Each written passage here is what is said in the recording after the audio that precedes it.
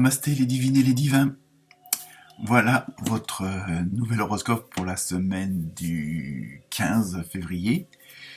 J'espère que votre semaine s'est bien passée, que votre week-end spécial Saint-Valentin s'est bien passé également, et que les petites vidéos vous ont permis de vous aider ou de vous renseigner. Comme chaque semaine, je remercie tous les nouveaux abonnés. À peu près plus d'une vingtaine, 24 je crois, de nouveaux abonnés. Apparemment, l'horoscope de la semaine dernière vous a énormément plu, puisque j'ai eu plus de 700 vues supplémentaires par rapport à la semaine d'avant. Donc en tant qu'amateur, ça fait toujours plaisir d'avoir plus de vues, de partages, de likes, et puis de nouveaux abonnés. Donc voilà, pour cette semaine, je me suis inspiré du tarot onirique, puisque apparemment la semaine dernière ça avait pas mal fonctionné. Donc j'ai continuer avec celui-là pour l'instant. Et aussi l'oracle des animaux sauvages, toujours pour le petit message spirituel, ça y est, je vais le dire. Et donc voilà. Donc, comme d'habitude, ne prenez que ce qui vous concerne. Je sais que je me répète, mais bon, c'est toujours bon de le signaler pour pas non plus, si les nouvelles sont pas spécialement bonnes, de prendre ça plus à la légère. Donc, il n'y a rien de fixe. Chacun prend ce qui le concerne, et puis bon, selon les signes, voilà, ça peut, comme je dis toujours, deux lions ne réagiront pas pareil pour une même phrase. Mais parfois, un mot, une phrase, une ambiance peut vous inspirer des émotions, des solutions, j'espère. Donc voilà, n'oubliez pas non plus d'aller voir votre ascendant. Je sais que je le répète souvent, mais ça peut être important pour un complément d'information, ou justement, quand celui du signe principal ne vous convient pas, sans doute que l'ascendant peut vous renseigner. Donc voilà. Donc je vous souhaite à toutes et tous une bonne semaine. Pour ceux qui sont en vacances, bonnes vacances.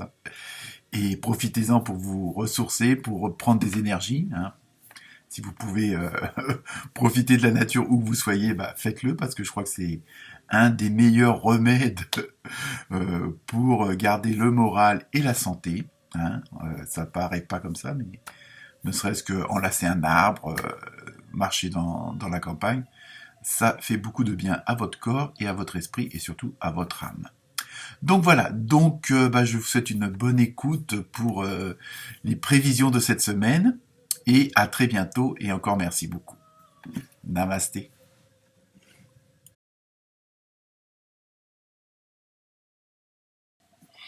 Namasté les lionnes et les lions. Alors, je vous montre vos cartes. Donc, nous avons eu un superbe faucon dans l'oracle des animaux. Dans le tarot onirique, nous avons eu le magicien.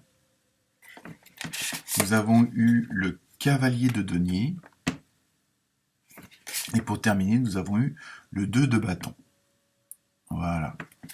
Donc, pour vous, cette semaine, les lionnes et les lions, on vous suggère, après vous faites ce que vous voulez, vous êtes souverain en votre royaume et souveraine en votre royaume également. Donc on vous conseille de vous mettre un petit peu en retrait et un petit peu... ce retrait, c'est pour attendre le bon moment. Voilà, c'est un peu, je dirais pas tapis dans un coin pour sauter sur votre proie. Pourquoi pas, après tout, si c'est la situation. Mais on vous demande de vous mettre un petit peu en retrait, justement, pour pouvoir après faire une vision plus élargie de la situation. Et peut-être de voir certaines choses que vous ne voyez pas si vous êtes constamment dans ce dossier, dans cette chose qui vous préoccupe ou qui vous intéresse cette semaine. Donc, le fait de prendre un petit peu de recul, ça vous met un petit peu en extérieur de la situation, et à ce moment-là, de voir les différentes propositions ou différentes solutions que vous pourriez prendre ou accepter ou voir selon le domaine. Et peut-être aussi, on vous suggère aussi peut-être de faire, pour le côté professionnel, on va dire de faire une formation afin d'avoir des nouvelles connaissances.